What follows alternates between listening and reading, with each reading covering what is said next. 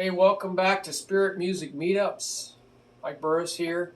We just did a video on time wasters that'll rob you of your dreams. And there was some mention in there about video games, and all the teachers have really seen this happen. It really dramatically affected, to the negative side, big time, the ability for students to learn. Their attention deficit increased, and it was tragic, actually. And the ability for people to want to do something else, because there's chemicals released by playing video games that very much simulate the same effect on the brain that cocaine does, and the withdrawals and the addiction is just as great. So you might want to read these 200 studies here that I've compiled into this document. And I've broken it down into various areas, categories, so it's a little more organized.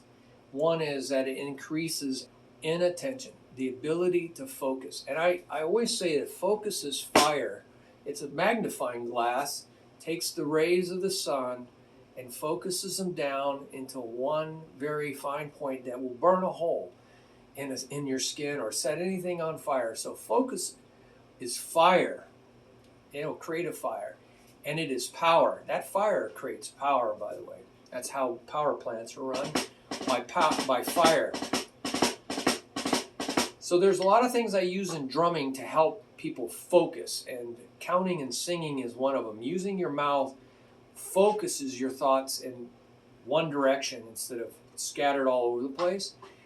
Just to move your mouth uses so much more of your brain, and it focuses your thoughts in one direction. So we talk about that, and there's other tools, but it's very much more difficult for the ADHD and autism spectrum students that have really video games. There's some that are trying video games that are designed to try to help them make focus, but most scatter their focus. So it's like putting gasoline on a fire, or giving alcohol to an alcoholic, or drugs to a drug addict. It makes things dramatically worse. And I just feel bad for all these people who grew up on, and I grew up on video games, but I had to put a quarter in a machine. And boy, I tell you, that limits greatly your video game addiction. And I'm glad that I got so involved in school and drumming and music and life, so many sports, that I didn't have time to get a video game addiction. Because there's life out there waiting to be lived, waiting to be lived. And I didn't get addicted to TV. I could feel that addiction. I could see it happening, but there was too many other things calling for me, calling for my attention. So they couldn't get my attention. There's another whole area called decreased school performance. A lot of studies on this. Profound loss of attention and desire, and so their performance in school goes down the drains. And so that really affects whether a person even graduates, gets a job, if they're going to be on welfare. I've seen a lot of people get divorced because of video games. I've seen kids drop out. I've seen them flounder. They're still sleeping on their parents'. They're sleeping on their friend's sofa because they can't get a job, hold a job, because they're addicted to video games. They're still at their parents' house in the 20s, barely working, not able to take care of themselves. It just goes on and on and on. Physical health impairment. There's a lot of studies on the effects of video games physically or physiologically, and how this impairs your mind. They say, oh, it's really good for the mind. No, it actually fractures the mind. And very few jobs require multitasking. They require concentrated focus, one direction. And if you deviate from that focus, you get fired. So they can't hold jobs. Impaired emotional health. Yes, there's a lot of looking at computer screens, looking at phones, but inability to look at people. and read their lips, read their facial expressions, understand emotions, read body language. They're losing all of that because of this. And then with the COVID masks, it's just made things dramatically worse. So, it's kind of like we're all going down the tubes here. So we need a divine intervention to spiral us out of this flushing toilet. So it also impairs normal social relations. We talked about that. Not being able to read social cues and having relationships instead of with people, actual human beings, instead of things like computers. And, look at my little mouse here. I can't live without my mouse, but I'm scrolling down the page. It has a function. So it's not that technology is bad, but we're allowing it to take over our lives. Increased vulgarity and associated behavior. So they found a lot of aggressiveness from people who do video games. It's like they're all pent up like a volcano boiling away inside of them. And they may be having fun and all this stuff, but there's a lot of aggression in video games too. A lot of violence. There's a lot of mistreating people and getting away with it, and rolling cars over and shooting people and thinking there's no consequences to it. It's not that they don't. It's like it's like programming. You're so subjected to it for so long, you're desensitized, and your brain just accepts it as reality. Your brain, when it sees something over and over and over and over, it doesn't really determine or distinguish between reality and non-reality. It's a powerful memory that creates powerful emotions, and in a situation you can have a knee-jerk reaction before you even have a chance to think, is based on all the input inside of you. And if all that input predominantly is negative or demeaning of other human beings without any consequences, then that's what's going to naturally come out, without you even thinking. And there's, when your buttons are pushed, what's going to happen? So there's a lot of studies on this. Susceptibility to online predators.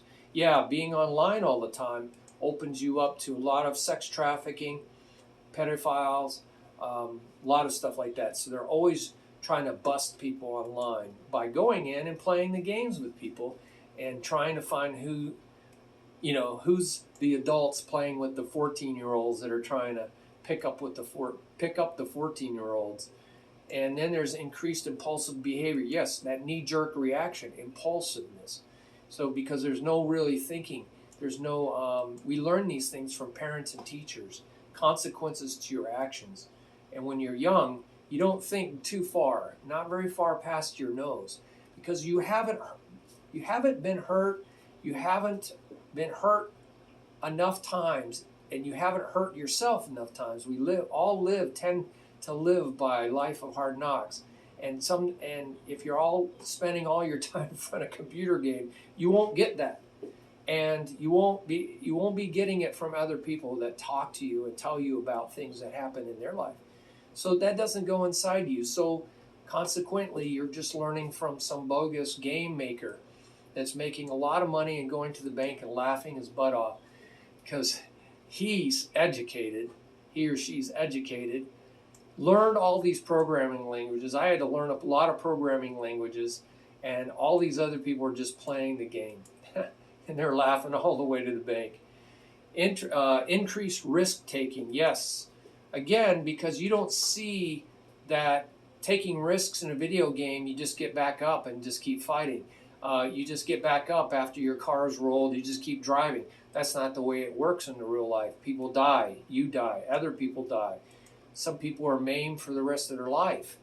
But you don't see any of that. There's no consequences.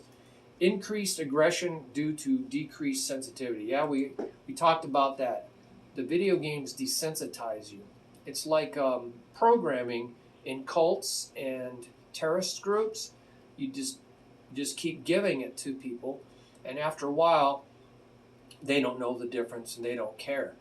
It's just like the story of, you can put ticks or jumping bugs in a bottle and put a lid on it, and they'll hit that lid, and they'll stop doing that because it hurts, and then they just stop jumping, and you can take the lid off, and they won't even jump out. Same with frogs or whatever. They're just so programmed over a period of time from their repetitive actions. So that's what it is.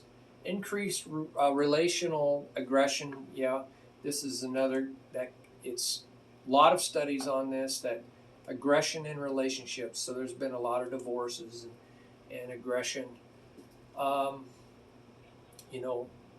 You find a lot of these shooters that go out and shoot everybody. They played endless amounts of video games. A lot of the people who commit sex crimes are porn addicts, and they've gone from one level of porn to the next and getting more violent with their addiction. Aggressive or violent people are attracted to violent games. Okay, so you might not be violent, but violent people come in and play the games with you, and then there might be relationships with those people. You might end up playing with them physically, getting involved with them physically, so you're just putting you're hanging out with really bad apples. And so bad apples can ruin the whole bunch. One bad apple can ruin a whole basket full of good apples. Decreases in pro-social helping. Yeah, not only it desensitizes you, it might make you aggressive, but even if you're not aggressive, you just don't care. It's like smoking dope. You just don't even want to get off the sofa after a while. It just makes you totally lethargic, and you just don't care about helping people. So they've done a lot of studies on this. When somebody falls, the video game people, they don't get up. They generally don't get up to help the person that's fallen, because they see so many people fall in the video games, and they've seen so many people commit violence in the video games. Their compassion or empathy for people and suffering people and people that are hurt just goes to nothing. It's like you just keep pounding on this arm, and after a while you just don't even feel anything, good or bad. Decreased empathy, sympathy, compassion for victims, especially women, due to sexism. Yeah, because they objectify women, or objectified.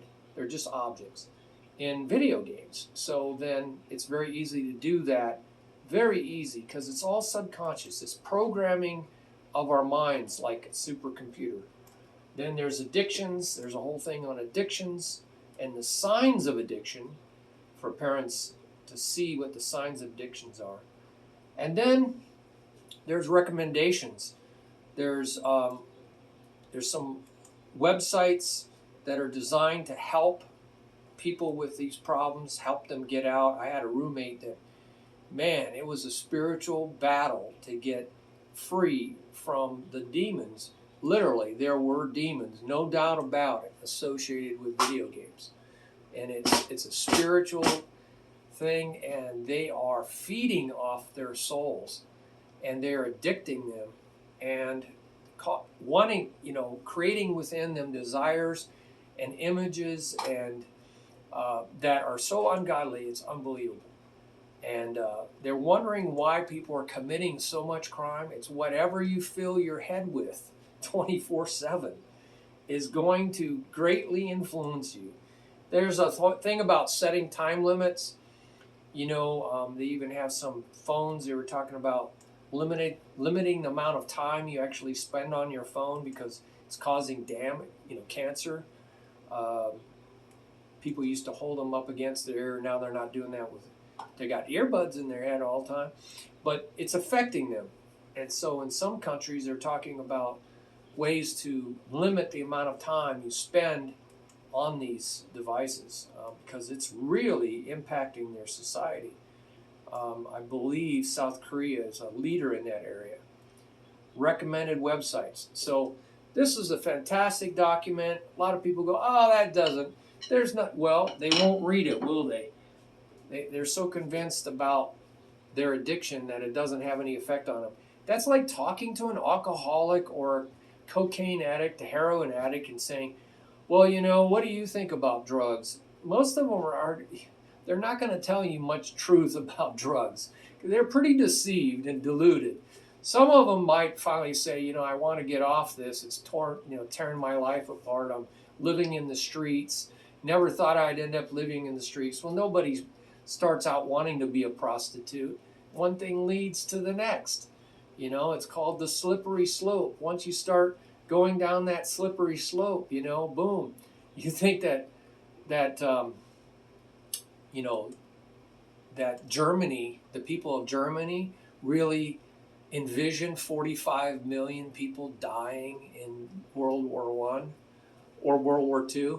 I mean, do you think that went through their mind? We're going to bring 45 million people's deaths because we're going to stand up for ourselves, So no, they bought into some lies, just the propaganda, the media.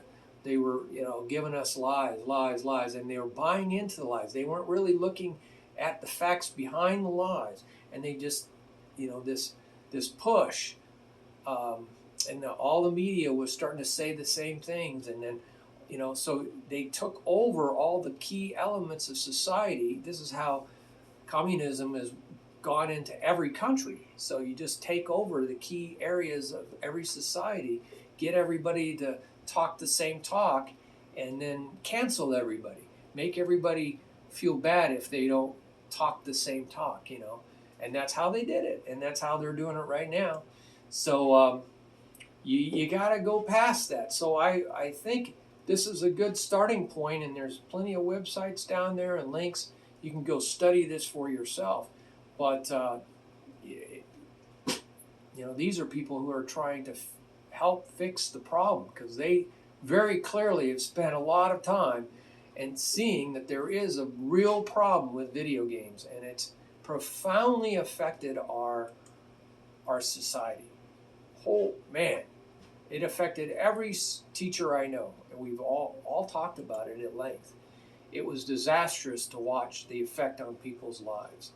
So I can hardly believe it's had some positive effect. I can hardly believe after seeing what it's done. So I have friends that are video game experts and write about video games and are inspired to do so, and it's hard for me to get inside their mind, but they are even trying to make a difference through their work. God is motivating them to help make a difference. So this is a whole nother reality, and I hope God gets in it. That's my prayer. God gets in it and unravels it and fixes the devil's work. I mean, there is no doubt there is a devil in the world, and he comes to steal and take it away from you, take it away from you, take it away from you. Promise you one thing, take something else from your life. Here's the candy, and then when you're not looking, taking something else from you. Or corrupting you. Here's the candy, but there's razor blades in it. Or here's the candy, but it's poison. It'll eventually kill you, but it tastes good. So go ahead, here it is. And then, so that's the other thing, he just kills you. John 10:10. But Christ came to give life, to give us genuine life, Zoe, whole page on that, and to give it to us super abundantly, over the top, not just hanging in there, I'm just barely making it through the day. That's survival. It's not even genuine life. It's not biological life. Zoe is genuine life as it was meant to be. The creator of life knows the way it should be. And so I have a page on that. I'm looking for that. We just got to know where to look, right? It's like looking for love in all the wrong places.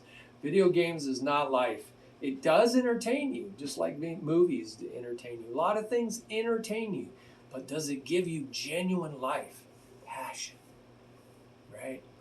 Take it all in. Does it take it all? That's surrender, passion. So does it give you genuine life? Only the Creator can give you genuine life.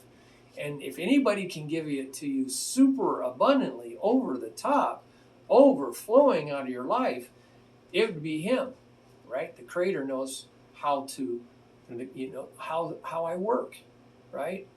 I'm an engineer. That's my degree. So when I create something, I make something, I know how it works. I'm the best person to talk to about how that thing I created works, not somebody else, the creator of it.